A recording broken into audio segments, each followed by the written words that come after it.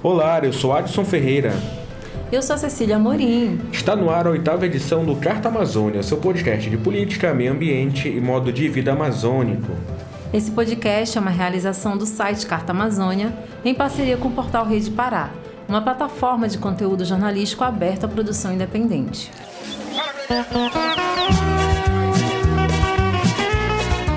Carta Amazônia, o podcast das multivozes. E nesta 8ª edição, vamos falar sobre os projetos de lei anti-Amazônia em pauta no Congresso. O projeto apresentado pelo deputado federal Juarez Costa, do MDB, prevê a retirada de Mato Grosso da Amazônia Legal. A proposta começou a tramitar em fevereiro, mas ganhou destaque essa semana. Segundo um levantamento realizado pelo site de jornalismo ambiental O Eco, a maioria dos parlamentares dos estados que compõem a Amazônia Legal não está preocupado em proteger a floresta. A reportagem avaliou como votaram os deputados federais dos 9 estados amazônicos nas 5 principais propostas de flexibilização das leis socioambientais, atualmente em tramitação no Congresso. O resultado revelou que a maioria dos parlamentares que representam a região votam contra o meio ambiente. No levantamento foram analisadas as votações de urgência do projeto de lei 191 de 2020, também conhecido como PL da mineração em terras indígenas. Além disso, também discutimos o PL 6.229 de 2022, chamado de PL do veneno. O PL 2510 de 2019, que transferiu aos municípios a definição das faixas de área de preservação permanente em áreas urbanas. O PL 2633 de 2020, que retrata a regularização fundiária, e o PL 3729 de 2004, que flexibiliza o licenciamento ambiental. Em todos esses 5 projetos de lei, mais da metade dos parlamentares dos estados da Amazônia votaram a favor da flexibilização das leis ambientais, no sentido de menor proteção. E em 3 deles, a porcentagem dos deputados federais da região amazônica que votaram pelo retrocesso ambiental foi maior em comparação aos deputados do resto do Brasil. A Amazônia Legal é representada por 91 deputados federais, sendo 18 do Maranhão, 17 do Pará e 8 de cada um dos demais estados: Acre, Amazonas, Amapá, Mato Grosso, Rondônia, Roraima e Tocantins. Os detalhes desse levantamento podem ser conferidos no site www.oeco.org.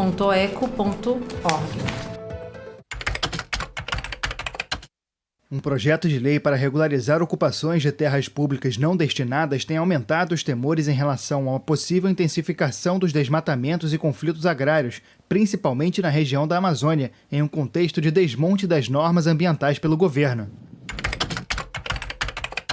A conduta ambiental dos deputados da Amazônia também foi avaliada pela ONG Rede de Ação Política pela Sustentabilidade.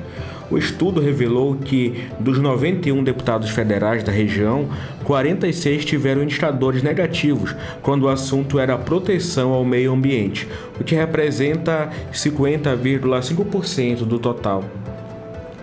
Na análise por partido político, a organização revelou que Rede, PSB, Partido Socialista Brasileiro, PT, Partido dos Trabalhadores e o PDT, Partido Democrático Trabalhista, foram os que apresentaram melhores resultados quando o assunto é proteção ao meio ambiente. Avante e o Partido Progressista tiveram os piores resultados. O desmatamento na Amazônia é o maior dos últimos 15 anos, segundo o levantamento do IMAZON, que é o Instituto do Homem e Meio Ambiente da Amazônia. Em 12 meses, a área devastada foi equivalente a 7 vezes o tamanho da cidade de São Paulo. E um exemplo de uma iniciativa antiambiental que tramita no Congresso é o projeto de lei do deputado Juarez Costa, do MDB do Mato Grosso. O PL prevê a retirada de Mato Grosso da Amazônia Legal, com o argumento de que hoje as regras ambientais são rígidas e limitam as áreas de proteção. A proposta, que começou a tramitar em Brasília em fevereiro deste ano, tem gerado polêmica entre os parlamentares e órgãos de defesa do meio ambiente. E para entender melhor sobre esse assunto, a gente conversa com Herman Oliveira, secretário executivo do Fórum Mato Grossense de Meio Ambiente e Desenvolvimento, entidade que pertence à rede Observatório Socioambiental de Mato Grosso. Olá, Herman, seja bem-vindo ao Carta Amazônia. Para começar a nossa entrevista, queria que você explicasse um pouco para a gente o que esse projeto representa na prática. Bom, primeiramente, a gente tem diferentes dimensões da questão, né?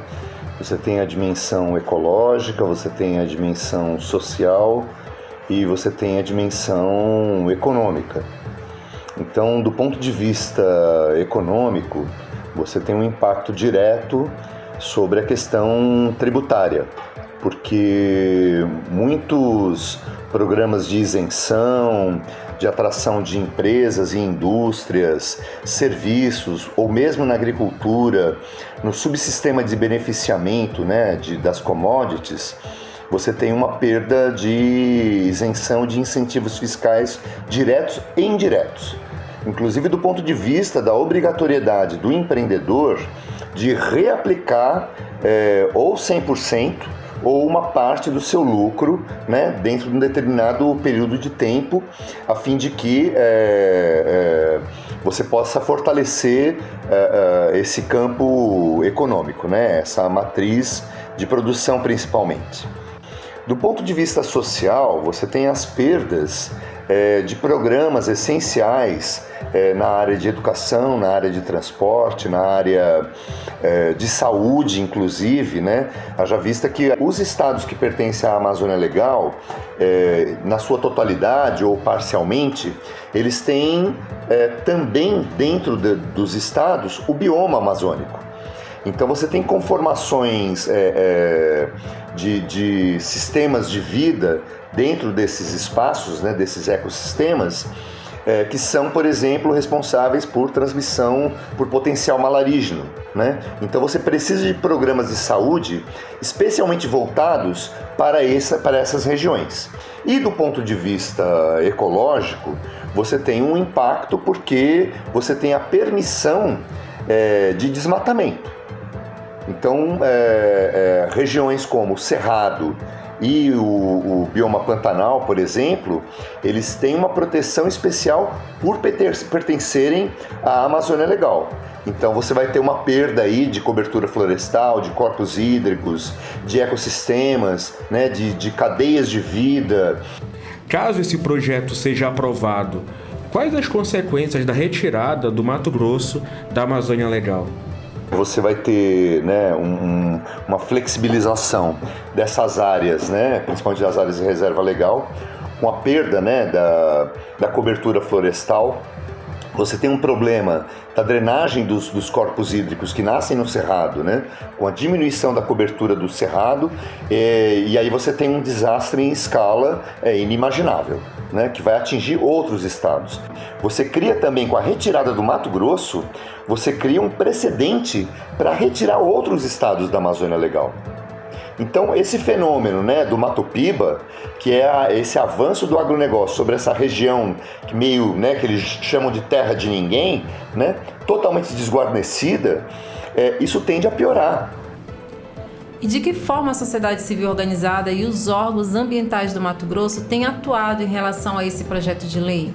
Eu creio assim, que as organizações elas devem ocupar os espaços, ir para o debate, fortalecer uma posição, né? Construir argumentos consistentes, né? Para combater isso. Existem elementos do ponto de vista tributário que eles são muito complexos. Então a gente precisa também entender um pouco desses meandros para conseguir rebater, né, argumentações meramente economicistas, né, financeiras, né, tributárias, técnicas, né, que possam desmontar a nossa argumentação, que é muito mais sociocultural e sensível, né? Então eu diria que assim, ocupar os espaços, fortalecer os argumentos, e fazer um processo de comunicação mais contundente para fora dos nossos grupos de diálogo. Eu acho que a sociedade como um todo, ela tem que perceber que por detrás desses projetos existe um dano que vai atingir não só as pessoas do campo, mas as pessoas da cidade também, que é onde estão, do ponto de vista eleitoral, a opinião pública, ela também precisa ser mobilizada. Em entrevista à imprensa, o ex-governador do Mato Grosso e ex-ministro da Agricultura, Blairo Maggi, declarou que quando esteve na política, essa proposta de PL foi pautada várias vezes, mas nunca havia encontrado apoio para avançar. Na sua avaliação, qual a relação desse tipo de projeto com a atual conjuntura política? Os empresários, eles estão preocupados com as questões de incentivo. Se eles tiverem de onde tirar os incentivos para continuar promovendo o seu negócio, indo à frente, com todas as isenções possíveis, eles vão continuar. Eles não querem saber de onde vai sair essa grana. E é óbvio, que esse dinheiro da tributação vai sair do bolso do trabalhador, da trabalhadora. Isso eu não tenho nenhuma dúvida. Agora, eu acho que a gente tem também uma possibilidade de fazer uma pressão internacional, porque esse setor do agronegócio, ao qual o Blairo Maggi está vinculado, ele é um setor de exportação. A sua produção, ela não é para abastecer mercado interno, é para abastecer mercado externo. Então, se você alia o cenário de crise hídrica, crise climática, crise econômica, num médio e longo prazo, o agronegócio também vai virar um imenso deserto e não vai ser um deserto verde. As exportações do agronegócio em março deste ano atingiram um valor recorde para o mês. Foram mais de 14 bilhões de dólares, valor quase 30% maior se comparado com o mesmo período do ano passado. É o que mostra o balanço divulgado pelo Ministério da Agricultura. A soja em grão e derivados como farelo e óleo lideraram as exportações brasileiras e somaram 7,56 bilhões de dólares em março. Então, a leitura que eu faço também é essa, de que essa lei, ela a princípio teria um público específico, que é um público do Médio Norte, onde o Juarez e o Nery Geller têm os seus votos. É um projeto, na minha leitura, eleitoreiro, mas ele, obviamente, tem outros setores e outros produtores que iriam se beneficiar disso. Na minha perspectiva, ele tem um ganho imediato. Mas o desastre ecológico ele atinge primeiramente a nós, as pessoas menos favorecidas. E depois, obviamente, no futuro, o agronegócio também vai sofrer. Herman, como funciona o trabalho de vocês no Fórum Mato Grossense de Meio Ambiente e Desenvolvimento? O FORMAD, ele está organizado, ele é um fórum, é uma rede, então ela é formada por muitas redes. Então você tem organizações que debatem sobre povos indígenas e assim por diante. Carta Amazônia, o podcast das multivozes.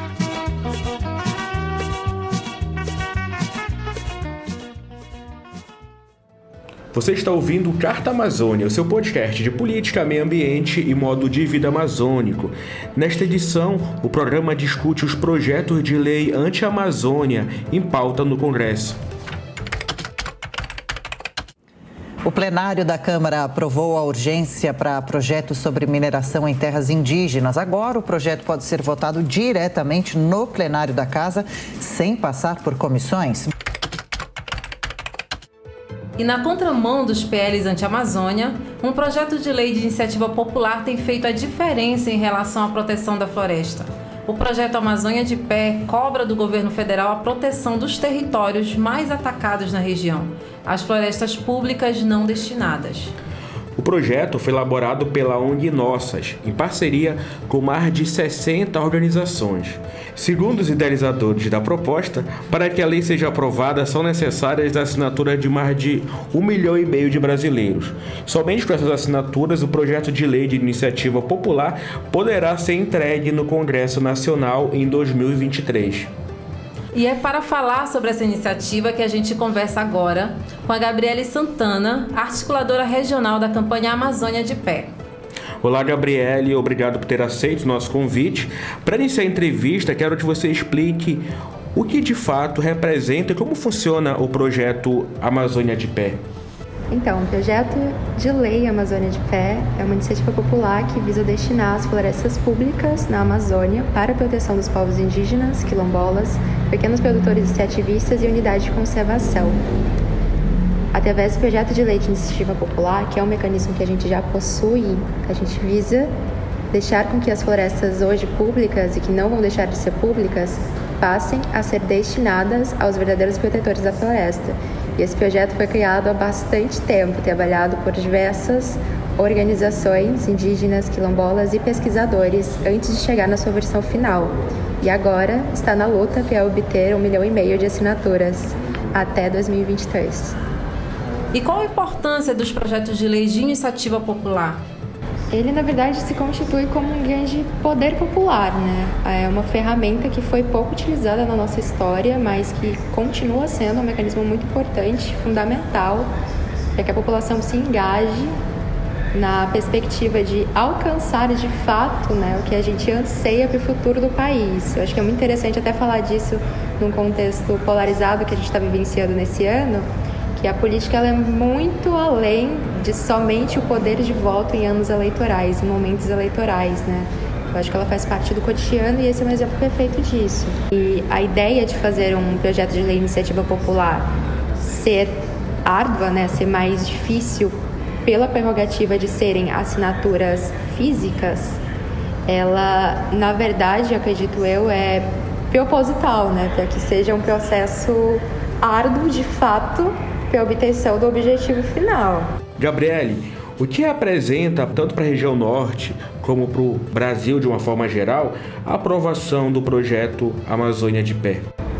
Acho que é uma ótima pergunta e talvez se ela fosse feita um tempo atrás a minha resposta fosse diferente, mas dentro do processo de construção da campanha e entendendo que a equipe vem de diferentes regiões, né? A gente tem uma equipe que não é só de Amazônidas, isso é muito interessante porque quando a gente foi fazer a imersão presencial, a gente tinha representações indígenas, eu me fui tocada por uma fala da Samela Sateremaué, que é uma grande ativista, que a luta compartilhada de território, ela é a luta indígena, né? Os povos indígenas já nascem nessa luta. E trazendo para a perspectiva amazônica, eu acho que isso não se distancia tanto. Nascer no contexto da Amazônia Legal, da região, da bacia amazônica também, é entender que constantemente nós somos um enfoque turístico, mas nem sempre um enfoque de defesa. Nos últimos 3 anos, segundo dados do Instituto de Pesquisas Espaciais, o desmatamento em terras indígenas quase dobrou, principalmente por conta do garimpo ilegal. Em 2020, cerca de 94% dos garimpos do Brasil estavam concentrados na Amazônia.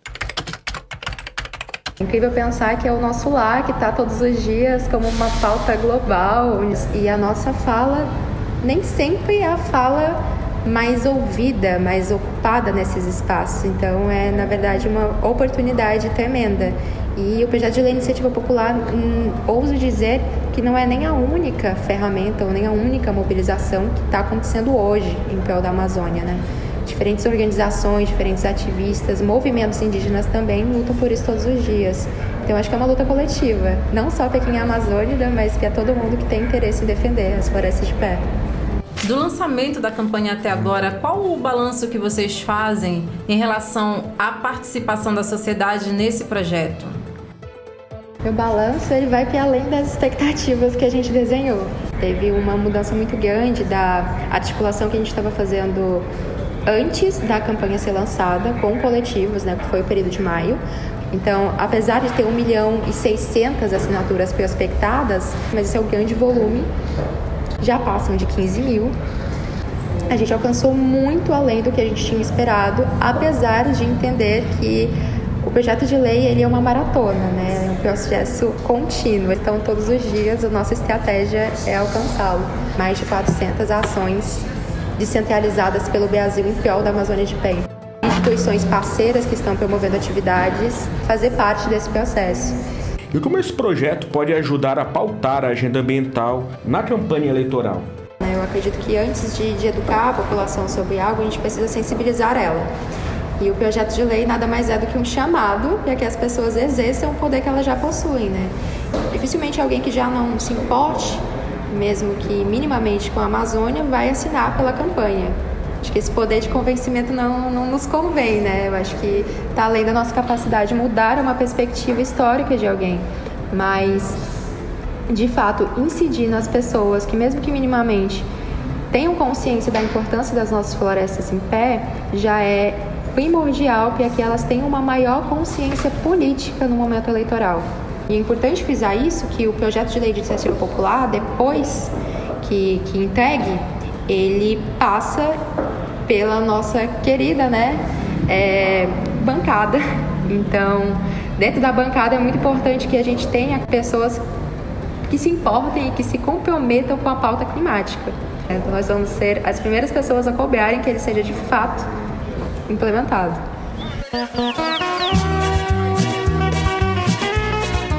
Carta Amazônia, o podcast das multivozes. E o 8º episódio do Carta Amazônia fica por aqui. Mas antes da gente se despedir, é preciso dizer que temos boas novas na nossa caixa postal. Isso mesmo, Cecília. O Carta Amazônia foi uma das 10 redações selecionadas para participar do Diversidade nas Redações, programa promovido pelo Laboratório de Jornalismo É Nós, de São Paulo, que apoia veículos de comunicação locais a desenvolverem seus negócios. E estamos muito felizes com essa notícia, pois ela representa o resultado de quase 2 anos de trabalho nesse projeto. Esse podcast que foi abraçado por você, querido ouvinte, que acredita e acompanha a nossa forma de fazer jornalismo comprometido com a cidadania e o meio ambiente. O Diversidade nas Redações é um programa que apoia veículos de comunicação locais com viés de diversidade e representatividade e tem como foco a produção, gestão e captação de recursos. Este episódio foi produzido com apoio do programa Diversidade das Redações, da ENOS, um laboratório de jornalismo que trabalha para fortalecer a diversidade e inclusão no jornalismo brasileiro. Confira as metodologias na caixa de ferramentas, através do endereço www.caixadadiversidade.enosconteúdo.com.br. Acompanhe o Carta Amazônia nas redes sociais. Estamos no Instagram e Twitter no perfil @Carta Amazônia. Curta, compartilhe, comente, sugira.